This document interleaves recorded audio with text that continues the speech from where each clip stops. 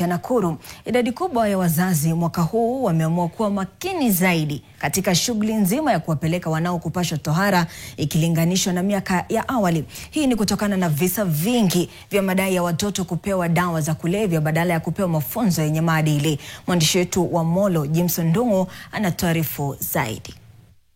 Huku shughuli ya kuwapasha tohara vijana ikishika kasi katika maeneo haya, wazee wa kiama kutoka maeneo haya wameomba wazazi kuwajibikia usalama wa watoto wao shughuli hizi zinapoendelea. Kijana yangu amemaliza grade 9, amemaliza masomo ya grade 9 na amefika mahali ambapo anataka kufika hiyo kiwango kingine. Na tukiangalia tunaona kwamba ni vizuri hawa vijana waweze kuletwa kwa watu ambao wanaweza kuwapea ushauri, watu ambao wanaweza kuwaongelesha. Nimeweza kusikia ya kwamba hapa hivi kutakuwa na mawakili ambao watakuja hapa. Ningeomba sana hawa vijana haswa waweze kufunzwa mambo kama ya Sexual Offences Act. Hawa vijana ambao wanaenda kupashwa tohara inakuanga ni wakati wa kuelimisha kuhusu mambo mingi sana ya maisha. Na jambo ambalo ni muhimu sana kwa maisha kuwafunza ni kuhusu vile wanavyostahili kuishi vizuri na kila mtu kwa jamii.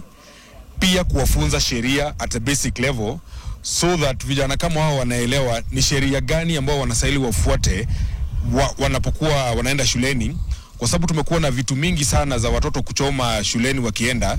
Kanisa ilianza kufanya hii kazi na tukaona wanafanya mzuri, lakini hawafundishi namna ya vijana wetu vile wanakaa. Wanafundisha habari ya Biblia tu, lakini tukaona Biblia tushanganye na mila zetu wazijue zile nzuri.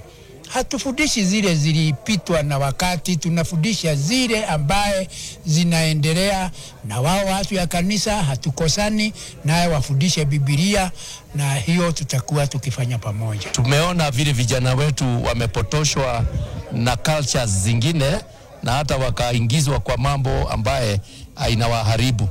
Tumeona wengine wanaingizwa kwa uvutaji wa bangi, wengine masigara, wengine wanaonyeshwa hata kukunywa pombe.